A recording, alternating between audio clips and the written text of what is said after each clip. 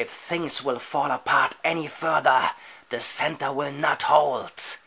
Even though I have the sword, that boy called down the power without it. The solution to this riddle must lie somewhere out there in the vast regions of... am I boring you, Lin? Come here, let me show you something.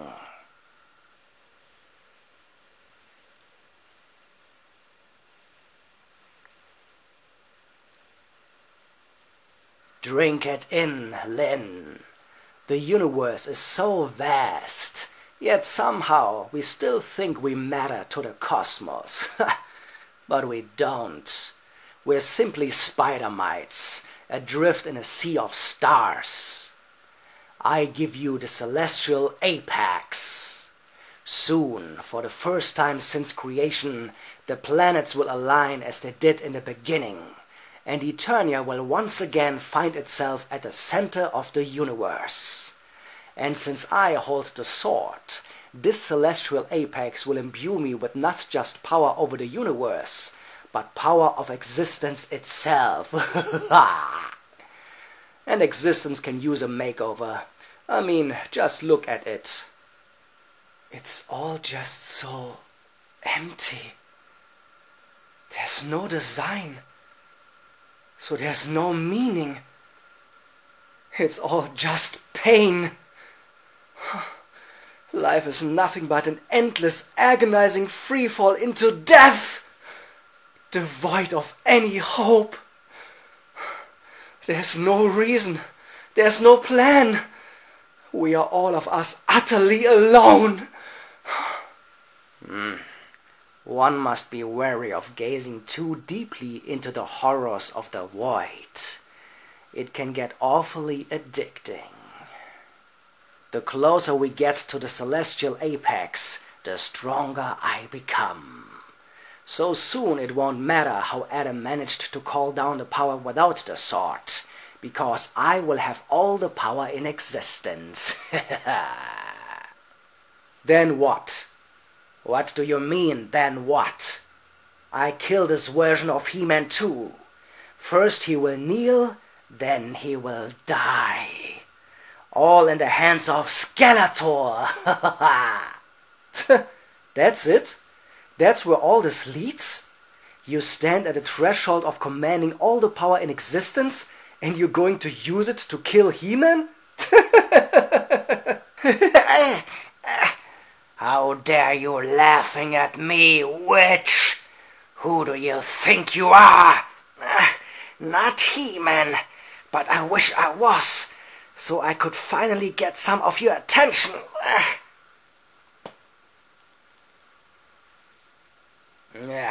You're distracting me from the celestial apex. You don't need the celestial apex to best He-Man, you blithering boob. With a thought, you could butcher King Randor from here, and Prince Adam would come crawling to you, begging you to spare his mother's life. Well, aren't you an imaginative little gutter rat, huh?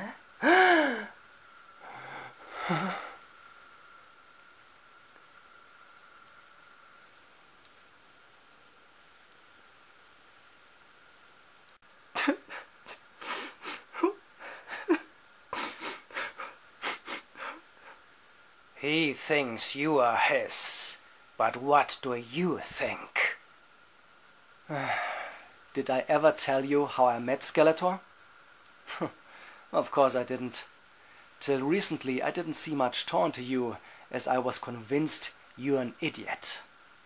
But now I realize you're the closest thing I have to a friend in my wretched life.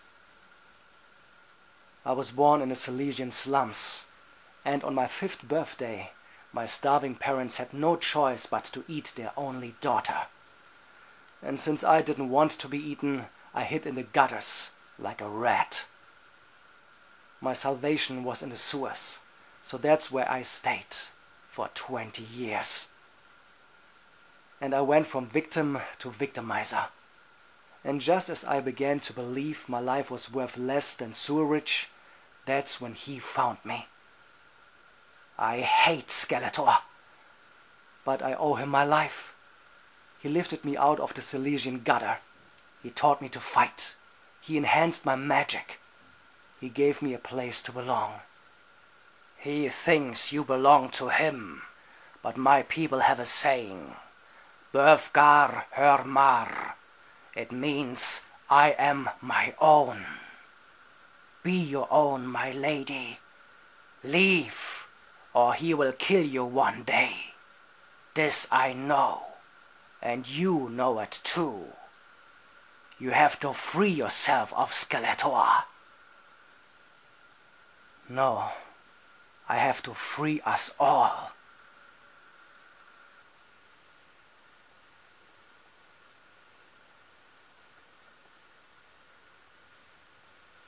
The universe only shows us what we bring to it.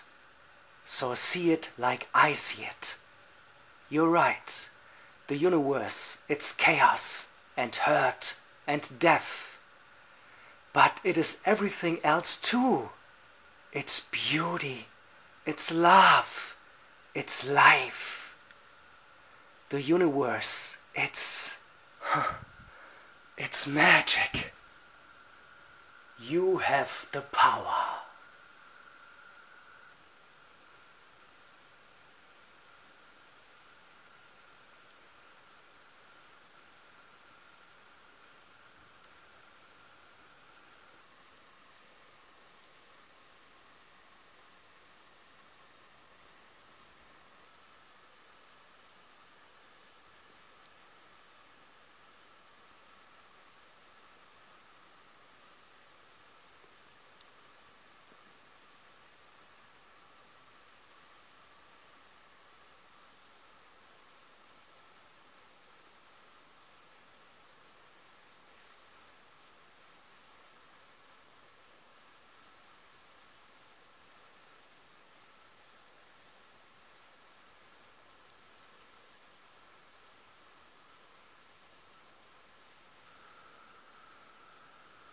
Take a look round lively old London, buzzing crowds, we sweat and we revel, red-cheeked shouts and songs in the flicker of the gaslight. Eager blighty burst from the cobblestones, racing, climbing, blooming fertility, born from secret seeds that were scattered in the night time. London is fed upon the meat of the dead. They're one shallow inch below the town. Underground, underground, leave them underground. Them that whispered dreams that only poisoned us, them that told us lies of their bravery, them that preached of progress and put us in the poorhouse, them done horrid murder on bloody stages, them that loudly crowed their humility, lords and dames that sung in the chapels on a Sunday. All quiet now, their mouths are stopped up by mud, they lie flung in rags and make no sound. Underground, underground, leave them underground. Those who fought for something better, those who taught by how they lived, loved ones taken long before their work was done. Underground, underground, leave them underground. Underground, underground, leave them underground. Underground, underground, leave them underground.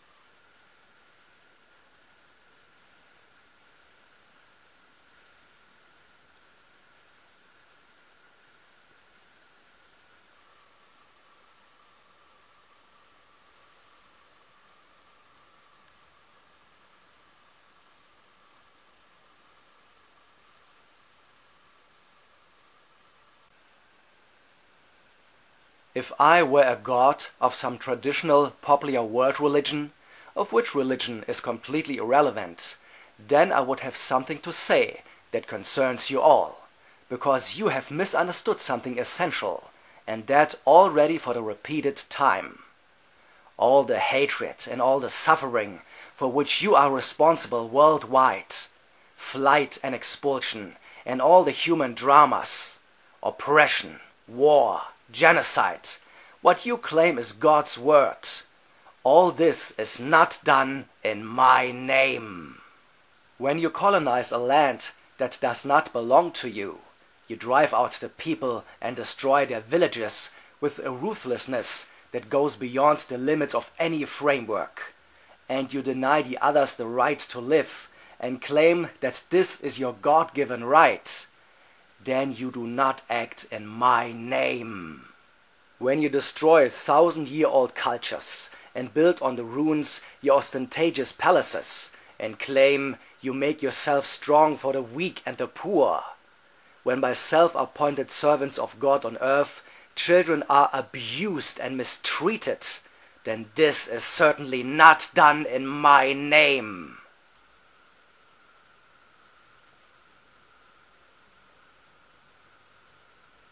When you rule like a god and crush the world, despise and oppress your woman because of your values, your oh so virtuous ones, according to which a woman is not allowed to contradict, but is locked up and enslaved, then you do not act in my name with this.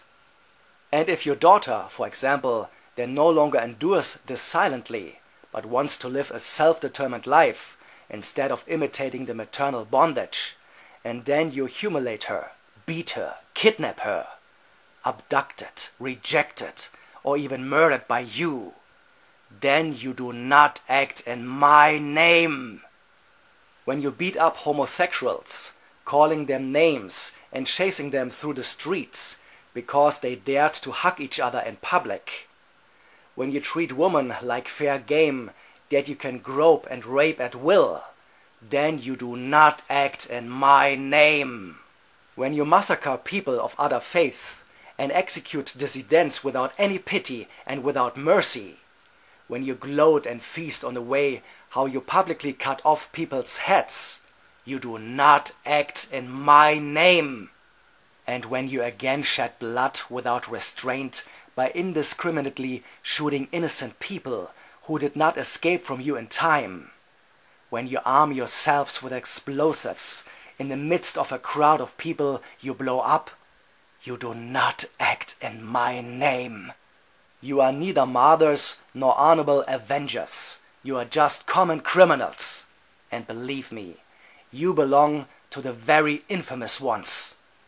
If you destroy what I created, then I do not want you to refer to me, for you do not act in my name.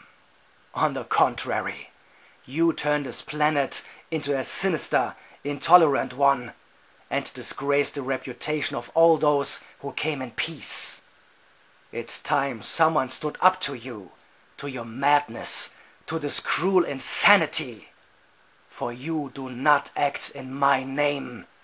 For you do not act in my name. Shalom, Inshallah, Amen.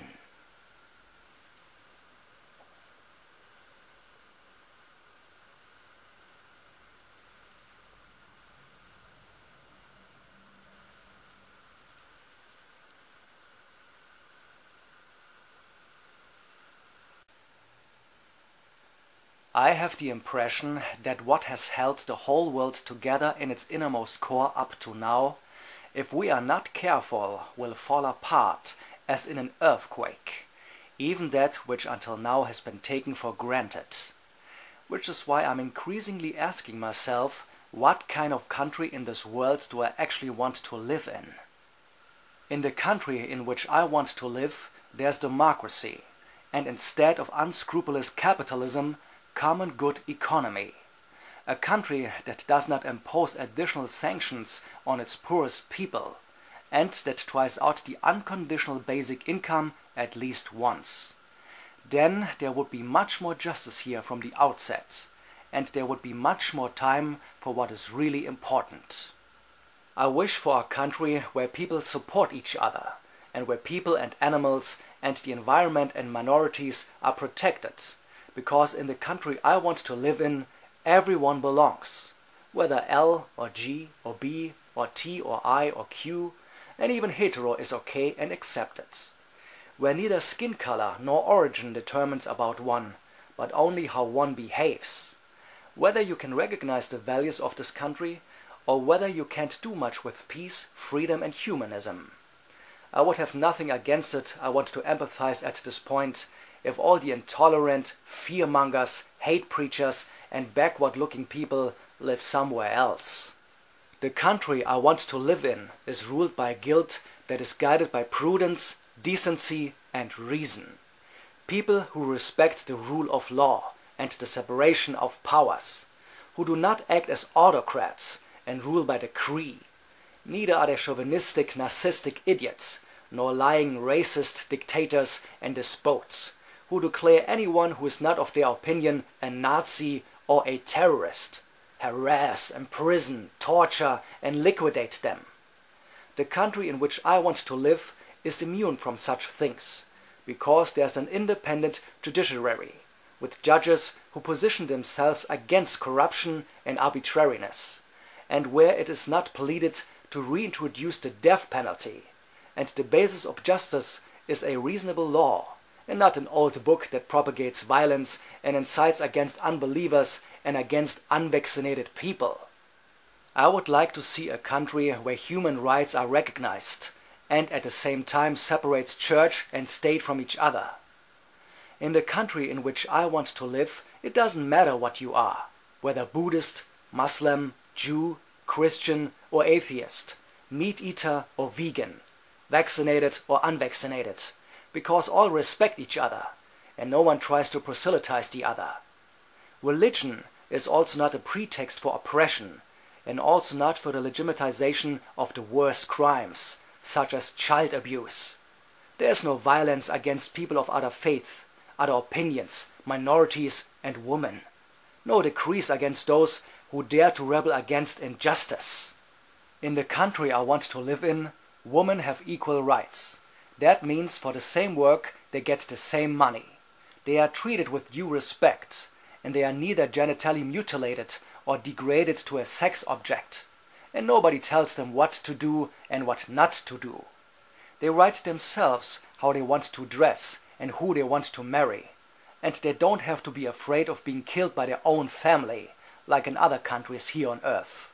The country in which I want to live is a country in which you can freely express your opinion without landing in jail, where you are not threatened with death as a cartoonist, lyricist, satirist or critical journalist, because a free, high-quality press is in my opinion in the interest of all of us, because it vigilantly watches the rulers on the fingers and can be trusted, because you know it's based on facts and truth. In the country in which I want to live, investments are made in education. Children are individually supported and equipped with knowledge, and not indoctrinated and deliberately kept stupid, but rather put in a position to help shape this country intelligently and wisely, so that they do not fall prey to supposedly simple solutions and do not fall for the religious Peat Pipers or populists, because they allow themselves independent thinking and critical inquiry. The more people know, the less they have to believe. The country I want to live in has learned from history and is not one that moves away from compassion and humanity, where the Holocaust and climate change are not denied, and the few who endanger this country are not in a majority. No, in this country one is turned to each other. Instead of hate and violence, here reign heart and mind. A peaceful country, which does not sell weapons to other countries in large numbers. A country that is tolerant, but at the same time also shows a clear edge against any form of intolerance, which is loud in the case of injustice and quiet in the case of national pride. Yeah, that's a country in which I want to live.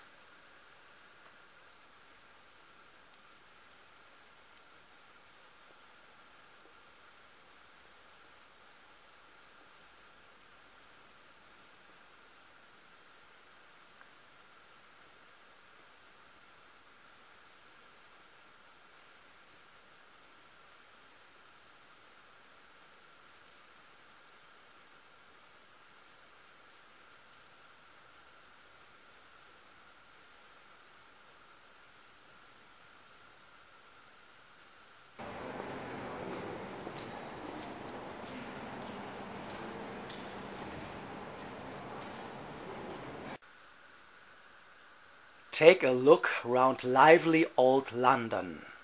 Buzzing crowds, we sweat and we revel. Red-cheeked shouts and songs in the flicker of the gaslight. Eager, blighty bursts from the cobblestones, racing, climbing, blooming fertility, born from secret seeds that were scattered in the night time. London is fed upon the meat of the dead, their one shallow inch below the town. Underground, underground, leave them underground. Them that whispered dreams that only poisoned us, them that told us lies of their bravery, them that preached of progress and put us in the poorhouse, them done horrid murder on bloody stages, them that loudly crowed their humility, lords and dames that sung in the chapels on a Sunday, all quiet now, their mouths are stopped up by mud, they lie flung in rags and make no sound. Underground, underground, leave them underground. Those who fought for something better, those who taught by how they lived, loved ones taken long before their work was done. Underground, underground, leave them underground.